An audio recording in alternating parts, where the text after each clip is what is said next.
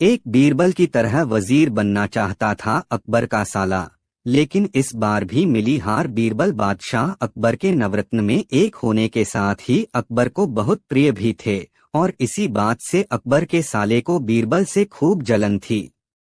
अकबर के साले साहब बीरबल की तरह वजीर बनना चाहते थे। बादशाह अकबर के साले को बीरबल के खूब जलन रहती थी। इसका कारण यह था कि बीरबल बुद्धिमान और चतुर थे। वह किसी भी समस्या का चुटकी में हल निकाल लेते थे और इसी कारण अकबर भी हर जरूरी फैसले पर उसकी सलाह लेते थे। लेकिन अकबर का साला बीरबल की जगह लेना चाहता था। वह बीरबल की तरह की अकबर के दरबार का वजीर बनना चाहता था। अकबर को भी इस बात की जानकारी थी कि उसके साले में कोई गुण नहीं है और बुद्धि व चतुराई के मामले में बीरबल से उससे कोई तुलना नहीं। लेकिन बेगम का भाई होने के कारण अकबर उसे कुछ कह नहीं पाते थे। एक दिन अकबर ने अपने साले को एक कोयले से भरी बोरी दी और कहा कि जाओ इसे हमारे राज्य के सबसे मक्कार और लालची सेठ हीरालाल को बेचकर दिखाओ। अगर तुम यह काम कर देते हो तो मैं तुम्हें बीरबल की जगह दरबार का वजीर बना दूंगा। हालांकि इस अजीब शर्त को सुनकर साले साहब बहुत हैरान हुए, क्योंकि उसे पता था कि वह कंजूस सेठ के पास से 1 रुपए भी निकाल पाना मुश्किल है। लेकिन फिर भी वह कोयले की बोरी लेकर चला गया। इसके बाद हुआ वही जो होना था। सेठ हीरालाल ने कोयले की बोरी भी रख ली और बदले में एक ढेला भी नहीं दिया। इसके बाद साले साहब मुंह लटकाकर वापस दरबार आ गए और अकबर के सामने अपनी हार स्वीकार कर ली। इसके बाद अकबर ने वही काम बीरबल को दिया।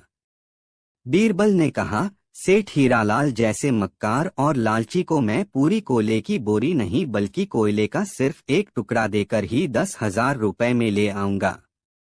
यह कहकर बीरबल कोयले का एक टुकड़ा लेकर वहां से रवाना हो गए। जब बीरबल ने एक कोयले के टुकड़े से कमाए 20,000।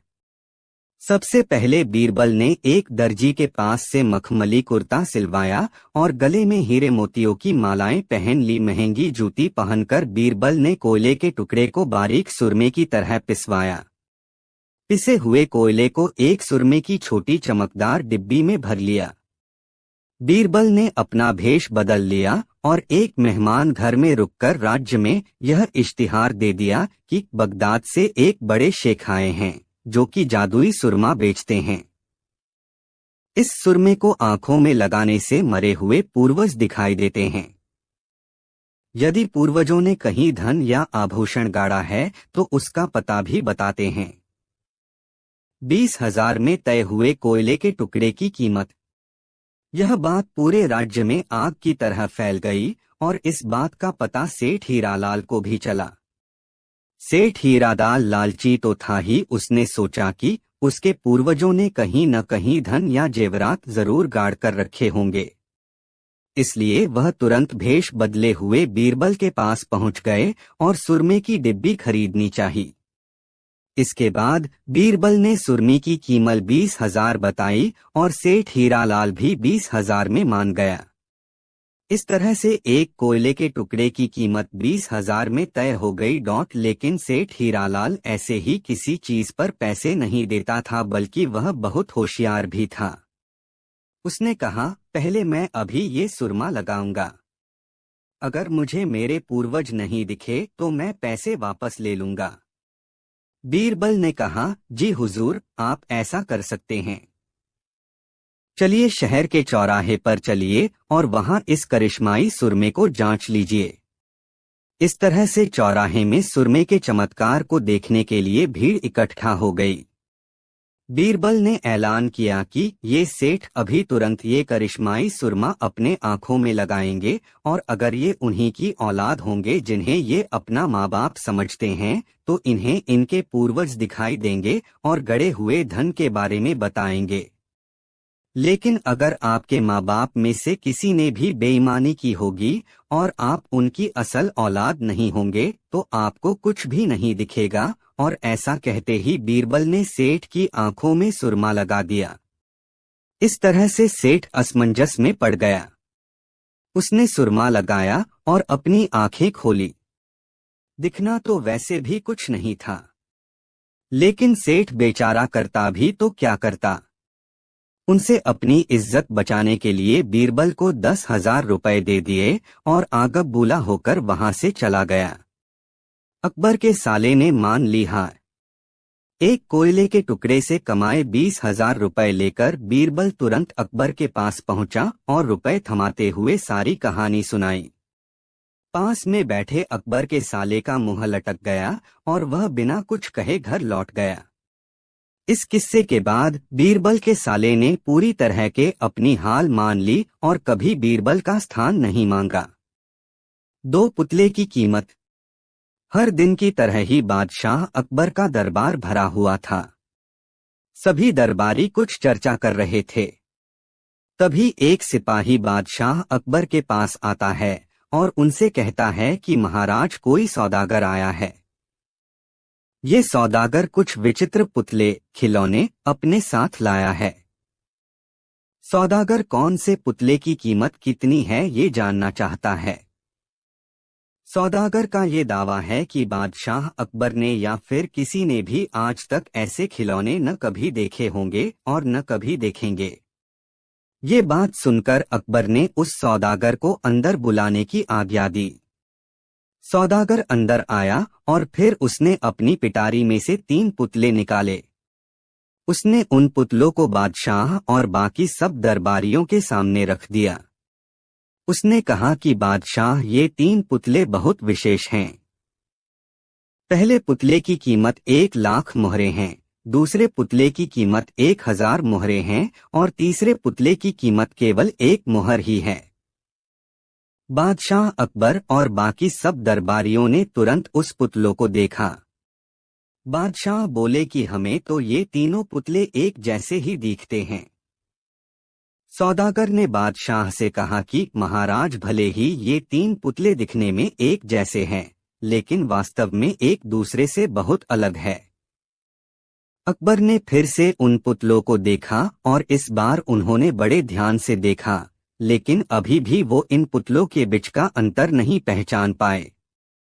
उन्होंने कहा मुझे पता नहीं चल रहा है कि आखिर इन पुतलों में क्या अंतर है। दरबार में 1000 सभी लोगों ने देखा पर किसी को भी इस 3 पुतलों के बीच का अंतर पता नहीं चला। सौदागर ने बादशाह से कहा कि जी महाराज मैंने तो बीरबल की बुद्धिमता के बारे में बहुत सुना है। अगर बीरबल इन पुतले की सही कीमत बता दे तो फिर मैं मानूं कि बीरबल सच में बुद्धिमान है। बादशाह अकबर ने बीरबल की तरफ देखा और उनसे कहा कि अब तुम ही इस प्रश्न का जवाब बताओ। बीरबल ने उन पुतलों को बड़े ध्यान से देखा और फिर एक सेवक को 3 तिनके लाने की आज्ञा दी। सेवक बीरबल की आज्ञा के अनुसार 3 तिनके लेकर आया। बीरबल ने पहले पुतले के कान में तिनका डाला। दरबार में 1000 सभी ने देखा कि तिनका सीधा पेट में चला गया। थोड़ी देर बाद पुतले के होंठ हिलने लगे और फिर बंद हो गए। अब बीरबल दूसरे पुतले के पास गया और उसने तिनका दूसरे पुतले के कान में डाला। इस बार भी सभी दरबारियों ने और बादशाह अकबर ने देखा कि तिनका दूसरे कान से बाहर आ गया। अब बारी थी तीसरे और आखिरी पुतले की। बीरबल ने तीसरा तिनका तीसरे पुतले के कान में डाला। सभी ने देखा कि तिनका पुतले के मुंह में से बाहर आ गया और पुतले का मुंह खुल गया। बादशाह अकबर से अब रहा नहीं गया और उसने बीरबल से पूछ ही लिया, बीरबल ये तुम क्या कर रहे हो और इन पुतलों की कीमत अलग अलग क्यों है? बीरबल ने कहा कि बादशाह बुद्धिमान लोग सुनी सुनाई बातों को अपने तक ही रखते हैं।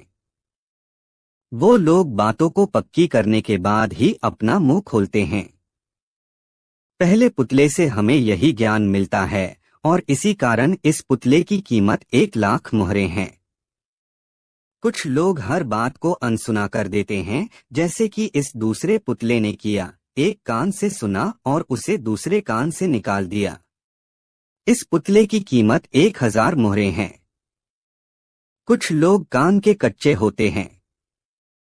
वो लोग जैसे ही कोई बात सुनते हैं तुरंत सारी बात दुनिया को बता देते हैं, जैसा कि इस तीसरे पुतले ने किया। इस पुतले की कीमत केवल एक मुहर है। बीरबल की बातें सुनकर सौदागर और दरबार में हाजिर सभी लोग खुश हो गए।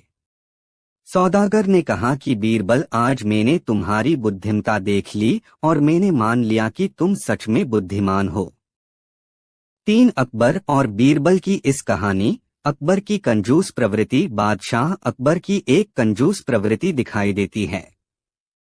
अकबर की कंजूस प्रवृत्ति क्या है, ये जानने के लिए आपको पढ़नी होगी ये कहानी। फारस के शहंशाह और बादशाह अकबर अच्छे मित्र थे और वो दोनों अक्सर एक दूसरे को उपहार भेजा करते थे। एक दिन फारस के शहंशाह ने अकबर को एक दुर्लभ किस्म का इत्र उपहार में भेजा। बादशाह अकबर को इत्र देखकर तुरंत उस इत्र को लगाने का मन करता है। वो अपने कक्ष में इत्र लगाने के लिए जाते हैं। जैसे ही उन्होंने इत्र की शीशी उत्साह से साथ खोली, वैसे ही इत्र की एक बूंद जमीन पर गिर गई। बादशाह अकबर तुरंत घुटनों के बल पर बैठ जाते हैं और अपनी उंगली से समेटकर इत्र की उस बूंद को उठाने लगते हैं। तभी बीरबल किसी काम से बादशाह अकबर के कक्ष में अंदर आ जाता है और वो अकबर को ऐसे इत्र की बूंद उठाते हुए देख लेता है। बीरबल बादशाह अकबर को इस हालत में देखकर कुछ नहीं बोला, लेकिन उसकी आंखें हंस रही थी।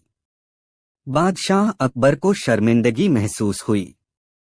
अकबर को लगा कि बीरबल मेरे बारे में ऐसा सोच रहा होगा कि हिंदुस्तान का बादशाह इत्र की एक बूंद के लिए अपने घुटनों पर आ गया। अकबर उस समय बीरबल को कुछ नहीं बोल पाए, किंतु उसका मन अंदर ही अंदर कचोट रहा था। वो अब किसी भी तरह बीरबल की अपने प्रति धारणा बदलना चाहते थे। इसलिए अगले ही दिन उन्होंने अपना शाही कक्ष इत्र से भरवा दिया और ऐसा घोषित भी करवा दिया कि कोई भी आकर वहां से इत्र ले जा सकता है। लोग वहां आकर बाल्टी भरकर इत्र ले जाने लगे। बादशाह अकबर ने बीरबल को अपने पास बुलाया और ये नजारा दिखाते हुए कहा, बीरबल देखो प्रजा कैसे खुशी से बाल्टी भरकर इत्र ले जा रही है। तुम्हारा इसके बारे में क्या ख्याल है? अकबर का इरादा बीरबल को ये दिखाने का था कि मैं इत्र के मामले में कंजूस नहीं हूँ और मैं चाहूँ तो ऐसे इत्र का दान कर सकता हूँ। बीरबल मंद मंद मुस्कुराते हुए सिर्फ इतना बोला, बूंद से जाती वो हौस से नहीं आती। बीरबल का मतलब था कि पूरा सागर भर देने के बाद भी वो कभी नहीं लौटता है जो एक बूंद से चला गया हो। बीरबल ने इस एक वाक्य के सहारे बादशाह अकबर को कह दिया कि आपकी इत्र का बूंद उठाने वाली कंजूस प्रवृत्ति मैंने देख ली है और आपकी इज्जत चली गई है। अब वो इज्जत पूरा सागर भर देने के बाद भी वापस नहीं लौटेगी। वास्तव में मनुष्य का चरित्र उसकी कुछ स्वाभाविक प्रवृत्ति से आका जाता है, दिखावा करने से नहीं। इसलिए हमें दिखावा नहीं करना चाहिए और अपने वास्तविक स्वरूप में ही रहना चाहिए। बहुभाषी।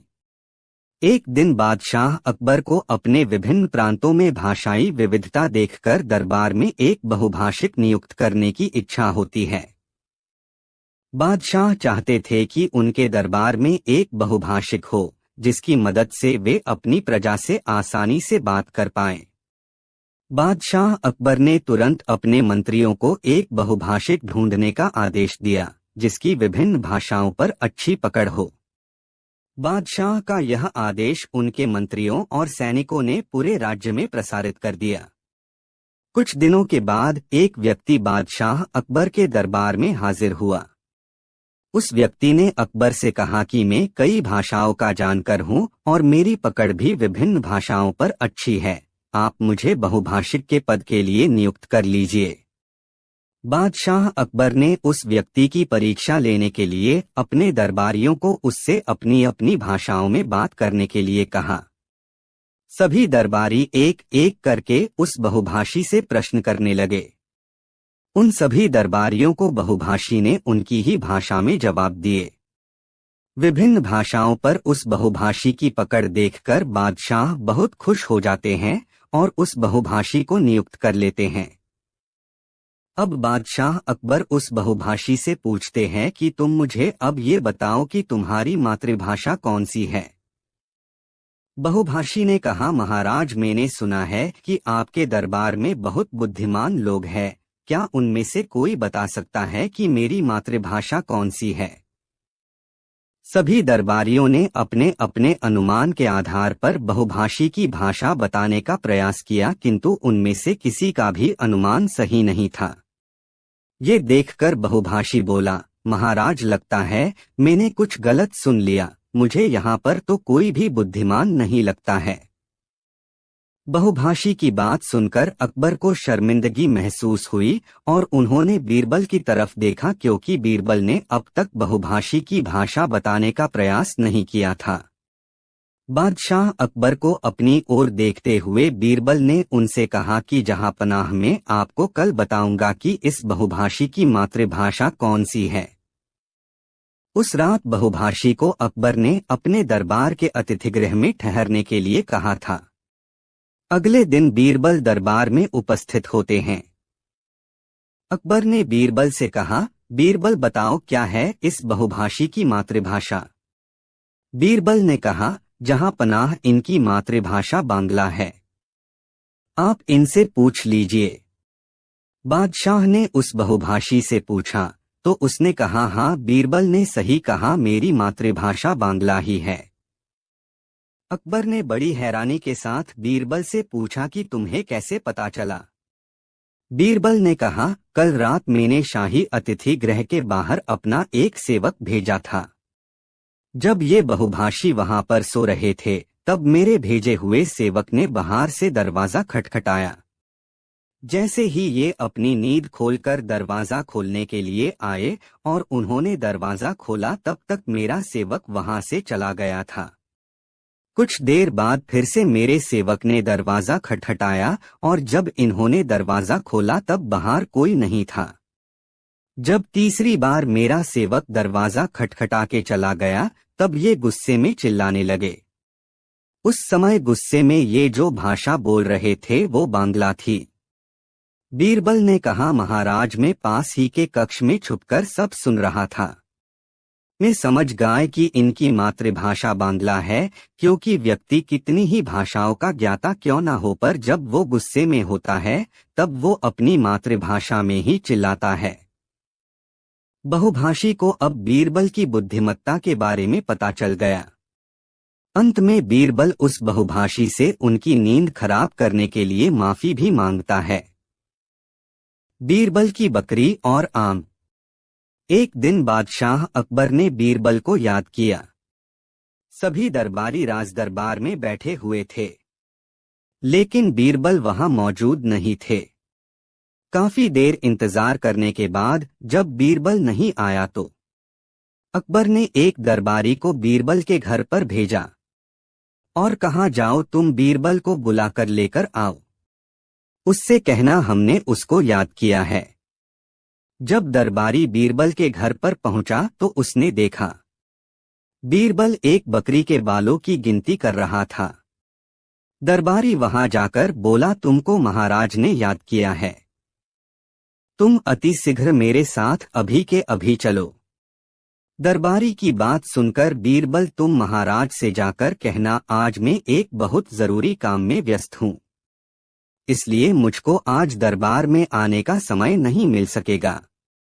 बीरबल की बात सुनकर वह दरबारी राजदरबार को वापस लौट आया और बादशाह अकबर से आकर बताया कि महाराज जब मैं बीरबल के घर पर गया था तो बीरबल एक बकरी के बालों की गिनती कर रहा था। मैंने बीरबल से कहा कि तुमको बादशाह सलामत ने याद किया है, तुम अभी के अभी मेरे साथ दरबार चलो। तो उसने मुझसे कहा, अभी मैं एक जरूरी काम कर रहा हूँ, आज मैं दरबार में नहीं आ सकता। दरबारी की यह बात सुनकर बादशाह अकबर बोले, आज बीरबल को ये क्या हो गया है, ऐसी उटपटांग हरकत क्यों कर रहा है। बीरबल ने दरबारी से कहा, चलो आज हम ही चलकर देखते हैं आखिर बीरबल को क्या हो गया है जो एक बकरी के बालों की गिनती कर रहा है। अकबर बीरबल के घर पहुंच गया तो देखा बीरबल बकरी को पकड़े हुए थे और उसके एक एक बाल की गिनती कर रहे थे। अकबर ने बीरबल से पूछा, ये सब तुम क्या कर रहे हो? तो इस पर बीरबल बोला, महाराज, मैं इस बकरी के बालों की गिनती इसलिए कर रहा हूँ जिससे मुझको यह पता लग जाए कि आसमान में तारों की संख्या ज्यादा है या फिर इस बकरी के बालों की। बादशाह अकबर बोले, लेकिन तुमको तारों की गिनती और बकरी के बालों की गिनती करने से क्या लाभ है?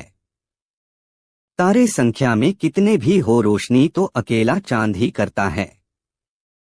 जो तारे बड़े और चमकीले नजर आते हैं, केवल उन्हीं पर लोगों की नजर जाती है और वो उन्हीं को देखकर खुशी का अनुभव करते हैं। बाकी और छोटे छोटे तारों को देखने में अपना समय बर्बाद नहीं किया करते जैसे तुम कर रहे हो।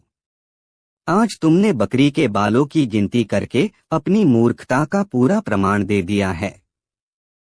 मैं तो तुमको सबसे ज्यादा बुद्धिमान और कुशल समझता था। अकबर की इस बात को सुनकर बीरबल बोला, महाराज, आपकी बात तो बिल्कुल ठीक है, लेकिन एक दिन जब मैं आपके लिए दरबार में आम लेकर आया था तब आपने मुझसे अनेक सवाल पूछे थे कि ये आम किस किस्म का है, इसमें मिठास है या नहीं, इसको डाली से तोड़कर लाए थे या पाल लगाकर पकाया था, जबकि वो आम बहुत ही सुंदर और रसीला था। आपको आम खाना चाहिए था या पेड़ गिनने थे? बीरबल की बात सुनकर अकबर हंसने लगा और बोला, बीरबल, तुम्हारी बातों का कोई तोड़ नहीं है। उसी दिन से यह कहावत शुरू हो गई कि आम खाओ पेड़ मत गिनो। तभी से ये कहावत प्रचलित हो गई। अकबर, बीरबल और लुहार की मनमानी दिल्ली का एक नागरिक बड़ा सूम था।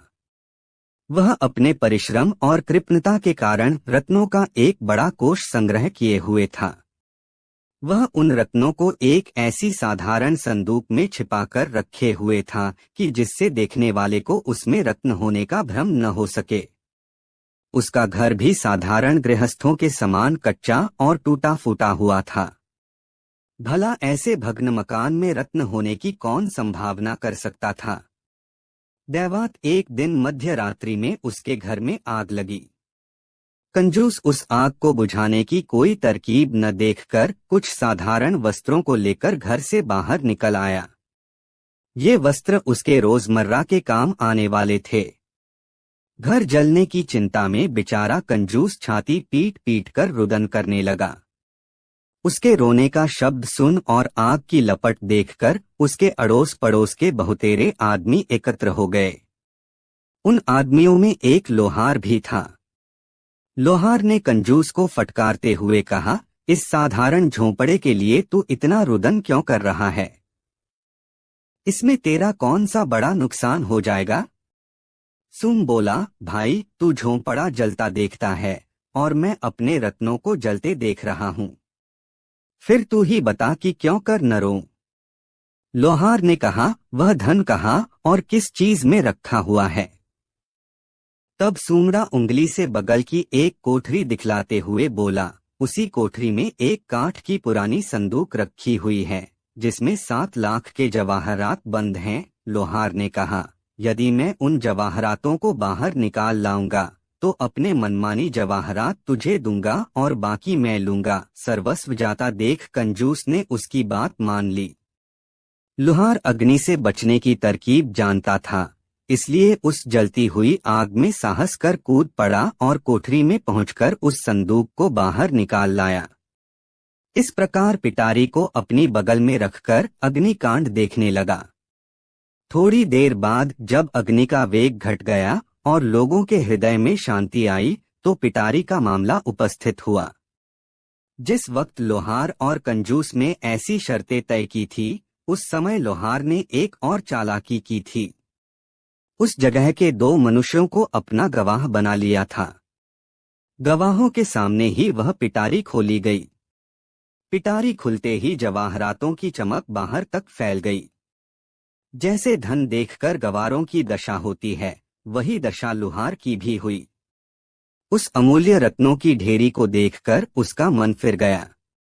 उसने पिटारी का सारा धन तो आप ले लिया और उस खाली पिटारी को बेचारे कंजूस के हवाले किया।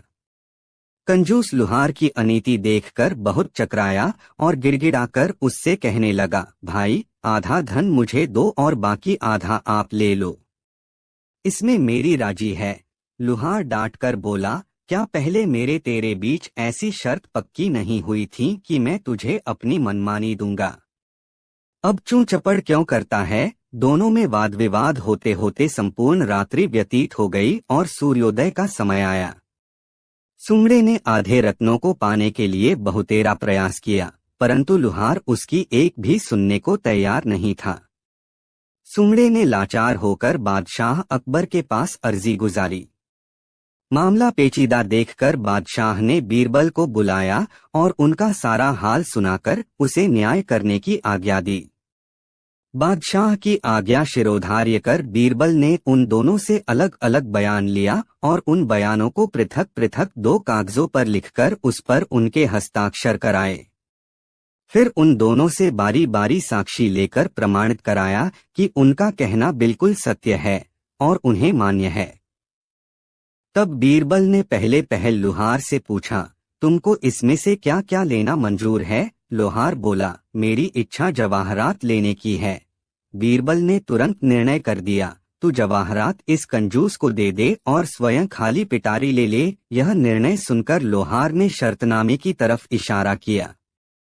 बीरबल बोला, तू पहले ही अपनी शर्तों में लिख चुका है कि मैं अपनी मनमानी दूंगा, तो तेरे मन में जवाहरात लेने का है।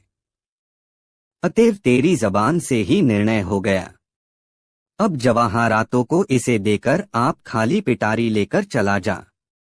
इस प्रकार लुहार के हाथ खाली पिटारी लगी और कंजूस सानंद जवाहरातों को लेकर घर लौटा। लुहार की मनमानी उसे ही महंगी पड़ गई। अकबर के 4 प्रश्न। अकबर बीरबल की कहानी। एक दिन जबकि कड़ाके की सर्दी पड़ रही थी, बादशाह अकबर बीरबल के साथ अपने बाग में टहलते हुए धूप खा रहे थे। अकबर के मन में अचानक एक तरंग उठी और उसके निराकरण के लिए बीरबल को मध्यस्थ बनाकर पूछा, कौन बोलने को चाहे और कौन चाहे है चुप? कौन चाहे है बरसना, कौन चाहे है धूप? इतना कहने के साथ ही बादशाह बीरबल को धमकाकर बोले, यदि आज के 4 सवालों का समुचित उत्तर न दे सकोगे तो जान से मारे जाओगे। बीरबल को बादशाह अकबर का कथन सुनकर बड़ी करुणा आई, क्योंकि बादशाह सचमुच उसको जान से मारने को उतारू हो गए थे।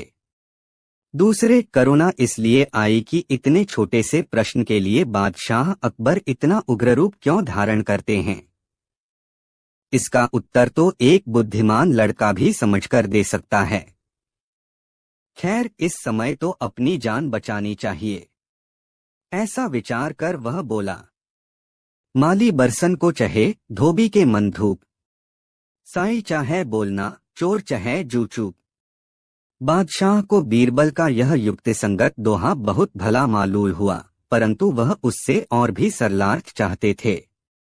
इसलिए फिर बोले, बीरबल, आपका यह दोहा काटने लायक नहीं है, फिर भी मुझे इससे पूरा संतोष नहीं हुआ।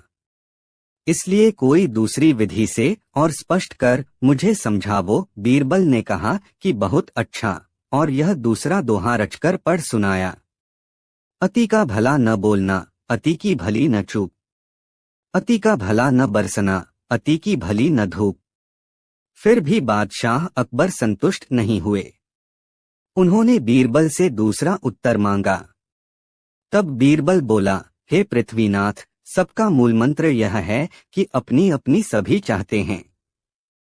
मैं इस संबंध में एक दास्तान आपको सुनाता हूँ, शायद उससे आप संतुष्ट हो जाएं। एक गरीब बाप के 2 लड़कियां थीं। उसने उनमें से एक को तो बागवान के घर ब्याहा और दूसरी को कुम्हार से। जब कुछ दिनों के बाद उनसे मिलने गया तो पहले बागवान के घर गया। वहां पहुंचकर कुशल प्रश्न के पश्चात अपनी कन्या का चेहरा उतरा हुआ देखकर उसकी सोच का कारण पूछा। वह बोली, हे पिताजी, मैं अपने दुहक की बात आपसे क्या सुनाऊं? उसका छूटना ईश्वर के हाथ है। इधर कितने ही दिनों से अवर्षण हो रहा है, जिस कारण सारा बाग का बाग सूखा जा रहा है। उसमें न तो अच्छे फूल आते हैं और न फल ही। तब वह वहां से विदा होकर वह अपनी दूसरी लड़की से मिलने कोहार के घर गया। वह लड़की मन मारकर द्वार पर बैठी हुई थी।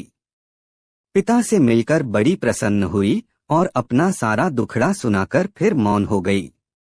पिता ने उसकी ऐसी उदासी का कारण पूछा तो वह बोली, हे पिताजी, मैं आपसे अपने दुख की बात क्या कहूँ। इधर कई दिनों से मैं बराबर बरस रहा है। न बर्तन सूखने पाते हैं और न सूखी गोहरी ही आवा लगाने को मिलती है। सब हाल रोजगार बंद है। न मालूम इस बारिश का क्रम कब तक जारी रहेगा। पिता अपनी दोनों लड़कियों की पृथक पृथक चाहना सुनकर चुप रह गया और सोचने लगा, यह सब कुछ नहीं, हम जीवधारी अपनी अपनी चाहते हैं, परंतु ईश्वर किसकी करे और किसकी न करे। वह जो कुछ करता है सब भला ही करता है। इस दृष्टांत को सुनाकर बीरबल ने कहा, पृथ्वीनाथ, यूं तो पेशे के अनुसार सबकी चाहना अलग अलग होती है, परंतु आपके प्रश्नों का वही ठीक उत्तर है जो मैंने पहले दोनों दोहों में आपको सुनाया है। बादशाह अकबर बीरबल के उत्तर से बहुत संतुष्ट हुए। कहानी बीरबल और अकबर का स्वाद का झगड़ा। एक दिन अकबर और बीरबल महल में बैठे थे और अकबर ने बीरबल से पूछा, बीरबल, तुम मेरे सबसे समझदार और चतुर मंत्री हो, लेकिन मुझे यह बताओ, तुम्हारे हिसाब से मेरे खाने का स्वाद क्या सबसे बेहतरीन है। बीरबल मुस्कुराए और बोले, जहांपनाह, आपका भोजन बेहतरीन है, लेकिन उसका स्वाद आपके मूड पर निर्भर करता है। कभी कभी तो किसी साधारण चीज का स्वाद भी बहुत अच्छा लगता है। अकबर चौंकते हुए बोले, क्या तुम कह रहे हो बीरबल कि कभी कभी साधारण खाना भी मेरे महलों में बनने वाले महंगे पकवानों से बेहतर लगता है। बीरबल हंसी से बोले, जी हाँ जहांपनाह, अगर आप ठीक मूड में हैं तो दाल रोटी भी बहुत स्वादिष्ट लगती है, और अगर आप गुस्से में हैं तो सबसे महंगे पकवान भी आपको फीके लग सकते हैं। अकबर ने सोचा और फिर अपनी रसोई में से एक टोकरी मंगवाई जिसमें विभिन्न प्रकार के व्यंजन थे। उसने कहा, ठीक है बीरबल, अगर तुम्हारी बात सच है तो मैं तुम्हारे सामने एक चुनौती रखता हूँ। मैं यह टोकरी तुम्हारे सामने रखूंगा और तुम मुझे बताओ कि कौन सा व्यंजन सबसे स्वादिष्ट है। बीरबल ने टोकरी को देखा और बिना हिचकिचाए कहा, जहांपनाह, मैं इस चुनौती को स्वीकार करता हूँ, लेकिन मुझे इस व्यंजन का स्वाद लेने से पहले एक शर्त रखनी होगी। अकबर ने पूछा, क्या शर्त है बीरबल? बीरबल ने कहा, जहांपनाह, मैं खाना चखने से पहले आपको एक कहानी सुनाऊंगा और उस कहानी का असर आपके स्वाद पर पड़ेगा। अकबर ने उत्सुकता से कहा, ठीक है बीरबल, मुझे तुम पर पूरा विश्वास है। बीरबल ने एक छोटी सी कहानी सुनानी शुरू की। एक बार की बात है, एक जंगल में एक राजा रहता था। उस राजा के पास बहुत सारे साधु महात्मा आते थे जो उसे अपना आशीर्वाद देने के लिए आते थे। एक दिन राजा ने सभी साधु महात्माओं से पूछा, तुम में से सबसे अच्छा कौन है? एक साधु ने कहा, मैं सबसे अच्छा हूँ क्योंकि मैं दिन रात तपस्या करता हूँ। दूसरे साधु ने कहा, नहीं, मैं सबसे अच्छा हूँ क्योंकि मैं दुनिया को सत्य का मार्ग दिखाता हूँ। राजा चुपचाप सबकी बातें सुनता रहा। तब एक साधु ने कहा, राजा महाराज, सबकी बातें सही हैं, लेकिन मैं सबसे अच्छा हूँ क्योंकि मैं किसी को भी देखकर मुस्कुराता हूँ और मुस्कान में ही सबसे बड़ा सुख है। कहानी खत्म होते ही बीरबल ने कहा, अब जहांपनाह, आप देखिए, पहले आपको जो व्यंजन बेतुके लग रहे थे वही अब स्वादिष्ट लगने लगे हैं क्योंकि आपकी सोच बदल गई है। अकबर ने चौंकते हुए सब व्यंजन चखे और सचमुच सभी व्यंजन स्वादिष्ट लगे। अकबर हंसे और बोले, बीरबल, तुम सचमुच अद्भुत हो। तुमने साबित कर दिया कि असली स्वाद तो हमारी सोच में है। शिक्षा। हमारे स्वाद और अनुभव हमारी सोच पर निर्भर करते हैं। अगर हमारी सोच सकारात्मक और खुशहाल होती है तो हमें हर चीज में खुशियां मिल सकती हैं। एक कहानी, बीरबल और वह जादुई किताब। एक दिन अकबर ने दरबार में घोषणा की, मैंने सुना है कि बहुत दूर के एक गांव में एक जादुई किताब रखी है जो हर सवाल का सही जवाब देती है। इस किताब को जो भी पढ़ेगा उसकी सभी परेशानियां हल हो जाएंगी। मैं चाहता हूं कि तुम, बीरबल, इस किताब को लाओ और मुझे दिखाओ कि क्या यह सचमुच जादुई है। बीरबल ने अकबर के आदेश को स्वीकार किया और तुरंत उस गांव की ओर रवाना हो गए जहां यह किताब रखी थी। वह जानते थे कि इस तरह की किताब किसी भी जादू से ज्यादा एक बड़े छल का हिस्सा हो सकती है। बीरबल का यात्रा का आरंभ। बीरबल ने यात्रा शुरू की और रास्ते में कई कठिनाइयों का सामना किया। रास्ते में पहाड़, घने जंगल और तेज हवाएं थीं, लेकिन बीरबल ने किसी भी समस्या को गंभीरता से नहीं लिया। वह जानते थे कि वह एक चतुर व्यक्ति हैं और कोई भी चुनौती उनका मार्ग नहीं रोक सकती। कई दिन की यात्रा के बाद बीरबल उस गांव में पहुंचे जहां यह किताब रखी थी। गांव के लोग उनके बारे में पहले से जानते थे और वे उन्हें देखकर हैरान हो गए। एक बुजुर्ग व्यक्ति बीरबल के पास आया और कहा, तुमने सही समय पर यह किताब खोजने का निश्चय किया है, लेकिन याद रखो, यह किताब केवल उन्हीं को मिलती है जो सचमुच अपने सवालों का सही जवाब ढूंढने के लिए तैयार होते हैं। बीरबल ने मुस्कुराते हुए कहा, मैं तो केवल अकबर के आदेश पर यहाँ आया हूँ, मुझे तो बस यह किताब चाहिए। बुजुर्ग ने उन्हें एक छोटे से घर के अंदर ले जाकर एक पुरानी सी लकड़ी की अलमारी में से एक चमचमाती हुई किताब निकाली। यह है तुम्हारी जादुई किताब, उसने कहा, लेकिन इसे खोलने से पहले तुम्हें 3 सवालों का सामना करना होगा। हर सवाल का सही जवाब तुम्हारे ज्ञान और समझ का परीक्षण करेगा। पहला सवाल। बीरबल ने किताब को लेकर पहला सवाल पढ़ा, जो चीज सबसे बड़ी है वह क्या है?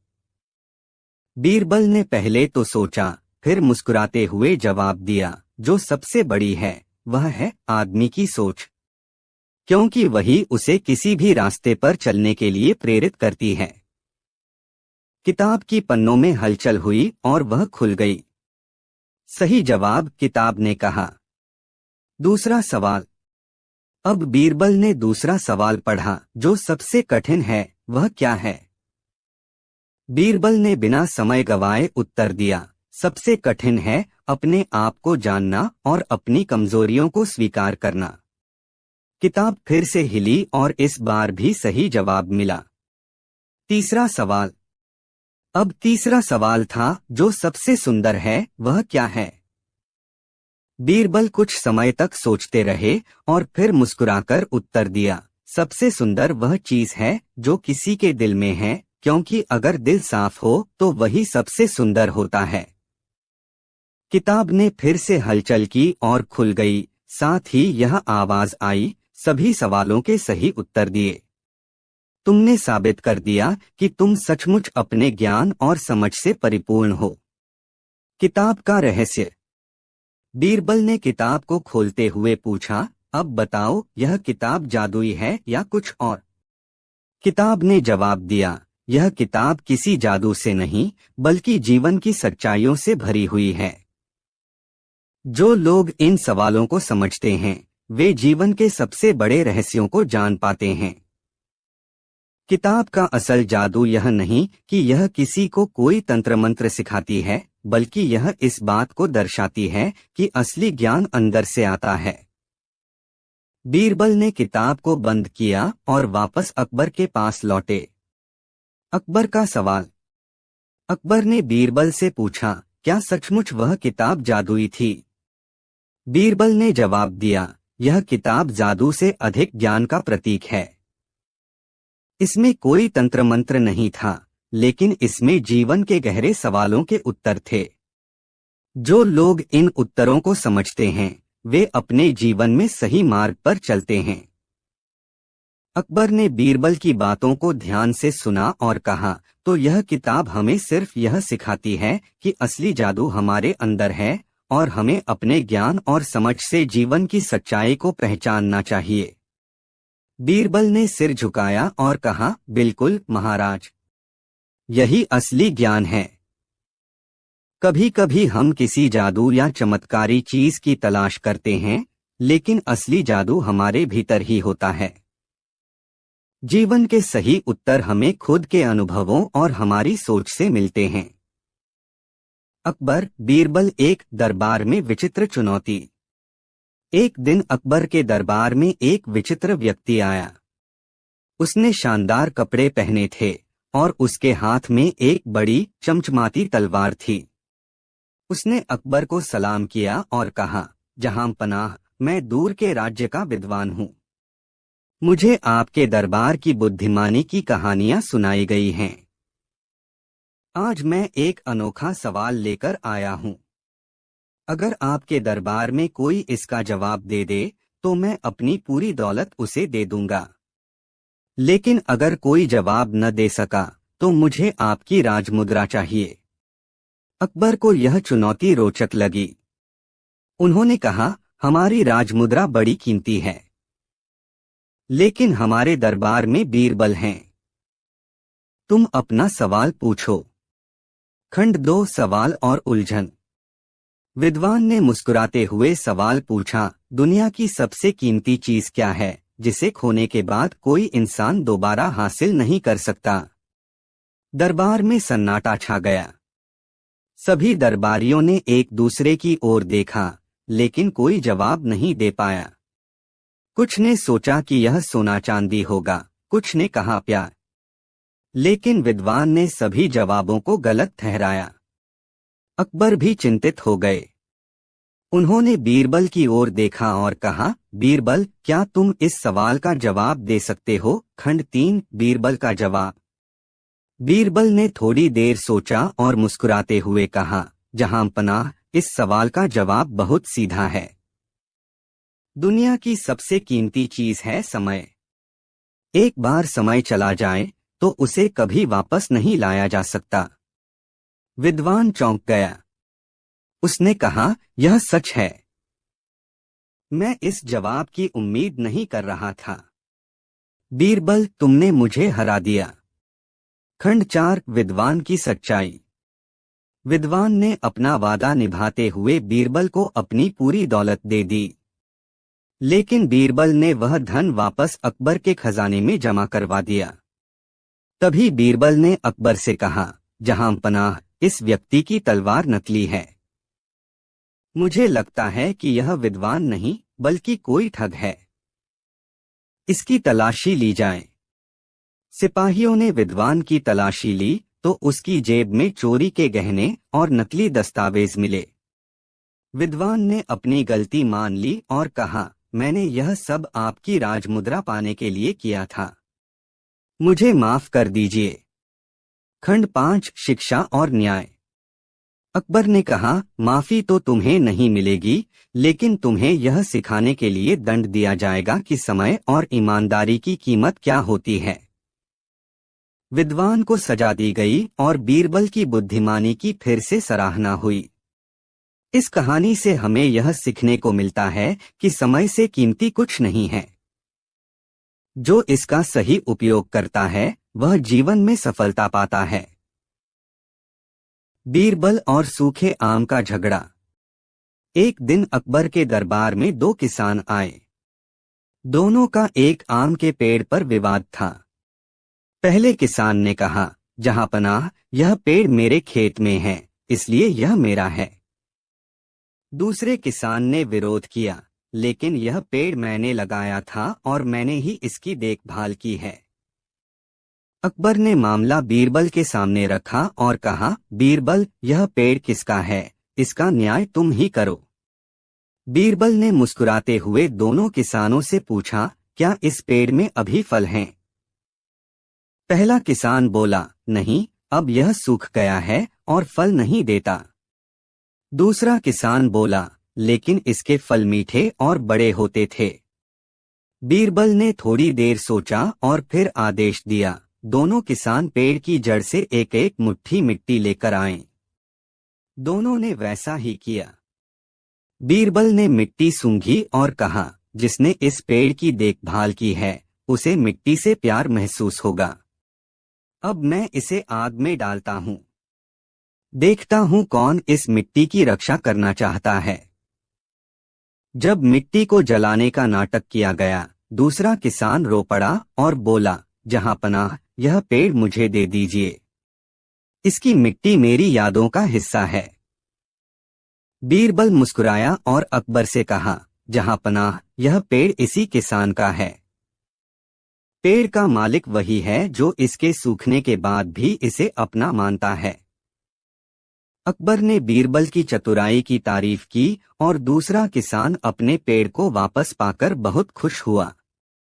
शिक्षा: सच्चा मालिक वही होता है जो अपने कर्तव्य और यादों को सबसे ज्यादा अहमियत देता है। कहानी अकबर, बीरबल और धन का असली मूल्य। राजा अकबर और बीरबल का रिश्ता हमेशा से बहुत अच्छा था। अकबर हमेशा बीरबल से अपनी समस्याओं का हल ढूंढता था और बीरबल के पास हमेशा एक अच्छा और सटीक समाधान होता था। एक दिन अकबर ने बीरबल से एक दिलचस्प सवाल किया, बीरबल, तुमने कभी सोचा है कि पैसा केवल धन से ज्यादा कुछ होता है? क्या पैसे का असली मूल्य सिर्फ इस पर निर्भर करता है कि हम कितनी संपत्ति जमा कर सकते हैं? बीरबल ने राजा की बात सुनी और सोचा, महाराज का सवाल बहुत गहरा है, लेकिन इसका उत्तर सरल और सीधा हो सकता है।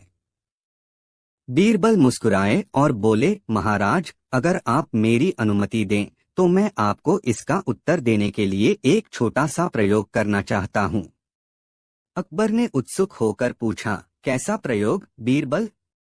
बीरबल ने कहा, महाराज, मैं कल राज्य के हर नागरिक से एक सवाल पूछूंगा और जो सबसे सटीक उत्तर देगा वही इस सवाल का सही उत्तर समझेगा।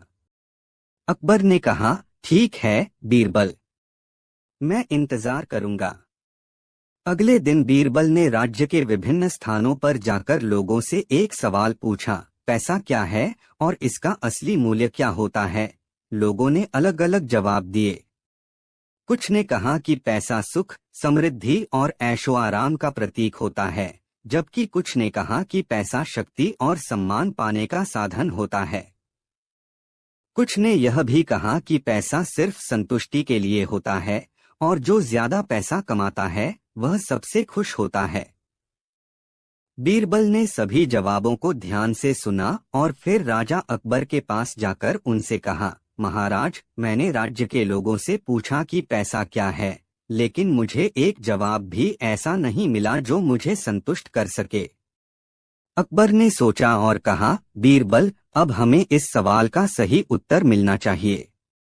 बीरबल ने एक दिन अकबर को अपने महल में बुलाया और कहा, महाराज, मैं आपको एक छोटा सा उदाहरण देना चाहता हूँ। बीरबल ने महल के बगीचे में एक छोटा सा कांच का ग्लास लिया और उसमें कुछ सोने के सिक्के डाले। फिर उसने एक पुराना मिट्टी का बर्तन लिया और उसमें भी कुछ सिक्के डाले। बीरबल ने अकबर से पूछा, महाराज, आपको क्या लगता है कि इनमें से कौन सा बर्तन अधिक मूल्यवान है?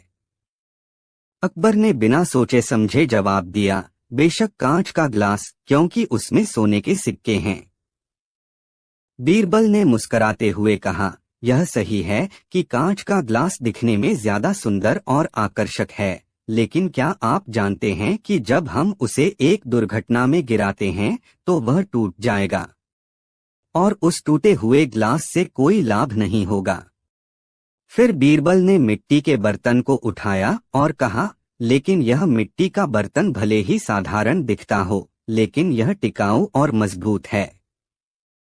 अगर हम इस बर्तन को गिराते हैं तो यह शायद टूटेगा, लेकिन इसे फिर से ठीक किया जा सकता है। और इस बर्तन में जितना पैसा डाला गया है वह उतना ही मूल्यवान है, भले ही यह बाहर से साधारण दिखता हो। अकबर को अब समझ में आ गया। उसने बीरबल से कहा, बीरबल, अब मुझे समझ में आ गया है कि पैसा केवल उस वस्तु या चीज का मूल्य नहीं है जो हम दिखावा करते हैं। असली मूल्य उस वस्तु की स्थिरता, उसका सद्भाव और उसकी मजबूती में है। जैसे हम अपने जीवन में मूल्यवान चीजों का सही उपयोग नहीं करते, वैसे ही पैसा भी तब तक सार्थक नहीं है जब तक हम उसका सही दिशा में उपयोग नहीं करते। बीरबल ने यह दिखाया कि केवल धन और संपत्ति से ही जीवन की असली खुशी नहीं मिलती, बल्कि जीवन में स्थिरता, संतुलन और सही दिशा की आवश्यकता होती है। यह सब कुछ उस पैसे से अधिक महत्वपूर्ण है जो हम दिखावा करने के लिए इकट्ठा करते हैं।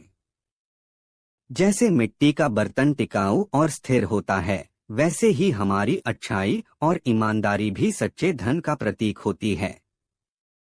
अकबर ने अपनी गलती स्वीकार की और सोचा कि अब वह अपनी संपत्ति को अधिक समझदारी से खर्च करेगा और राज्य के लोगों की भलाई में लगाई हुई हर एक राशि को महत्व देगा। आशा है कि यह कहानी भी आपको पसंद आई होगी। अगर आप और भी नए टॉपिक पर कहानी चाहते हैं तो कृपया बताएं। अकबर बीरबल के पिछले जन्म की कहानी। बैजर नामी ग्राम में दो आदमी बड़े मित्र भाव से बसते थे। उनमें एक का नाम पंडित सुशर्मा था जो अति विद्वान, सदाचारी तथा गंभीर प्रकृति का था। दूसरे मित्र का नाम सुदामा था। यह कर्म का नाई था परंतु विचार में बड़ा ही न्यायी था। इनका आपस में ऐसा संगठन था कि बिना एक से पूछे दूसरा कोई नया कार्यारंभ नहीं करता था। एक दिन अकस्मात सुशर्मा के जी में यह बात आई, हमें कोई ऐसा कर्म करना चाहिए जिससे भविष्य में राज्य ऐश्वर्य का सुख मिले। इस विचार से प्रेरित होकर उसने सुदामा नामी अपने मित्र से इसकी चर्चा की।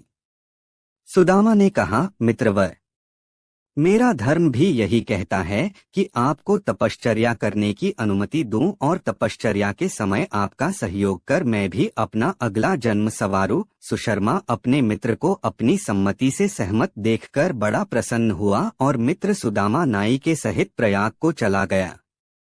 वहां पहुंचकर त्रिवेणी के समीप ही एक छोटी सी पर्णकुटीर बनवाकर तपश्चर्या में निमग्न हुआ। सुशर्मा ने तन्मय होकर कई वर्षों तक उस पर्णकुटीर में तप किया, परंतु फिर भी देवताओं की प्रसन्नता न हुई।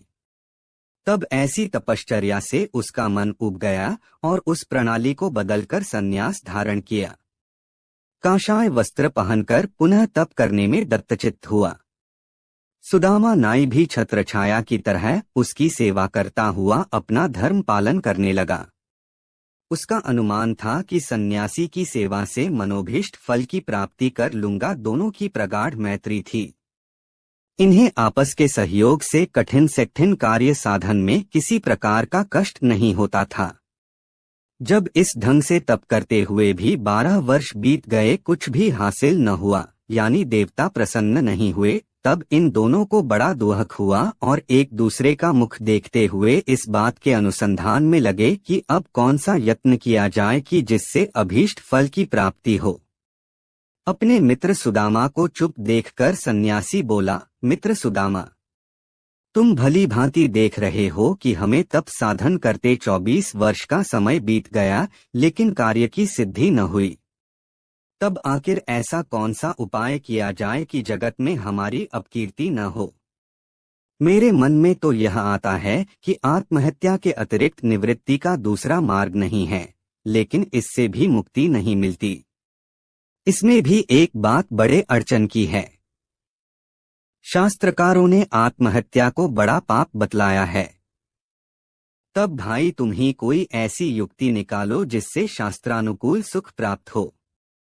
गतानी शोचानी कूतत्न भवन ने अब बीती बातों की चिंतना छोड़ आगे के लिए प्रयत्नशील होना चाहिए। सुदामा मित्र बोला, आप पंडित और ज्ञानी हैं, मैं केवल आपका अनुयायी सेवक हूँ। शास्त्रों के आदेश क्या हैं, इसका मुझे कोई गम नहीं। तब इसमें आप ही को कोई सोच विचार कर दूसरा उपाय निकालना चाहिए। सुशर्मा बोला, हाँ, एक मार्ग है, परंतु जब तक तुम उससे सहमत न हो मैं कैसे कर सकता हूँ।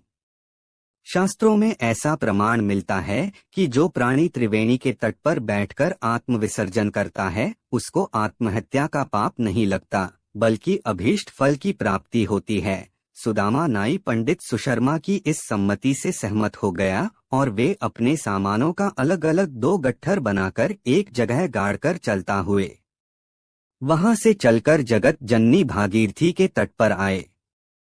सुशर्मा के मन में राजसुख प्राप्ति की कांक्षा थी, इसलिए उसने पृथ्वी मंडल के एक छत्र राज्य प्राप्ति के निमित्त और सुदामा को राज कर्मचारी होने की कांक्षा थी, अतएव उसने मंत्री पद की अभिरुचि से त्रिवेणी जी के पवित्र जल में प्राण विसर्जन किए। वे मरते समय ध्यानमग्न हो ईश्वर से प्रार्थना कर बोले, भगवन, इसी जन्म के समान अगले जन्म में भी हमारा साथ इसी प्रकार बना रहे और इस समय की सब बातें हमें स्मरण रहें। तीर्थराज प्रयाग की भूमि जिसमें त्रिवेणी जल का प्रभाव क्या कहना, उस जल के पुण्य प्रभाव से उनको अभीष्ट सिद्धि मिली।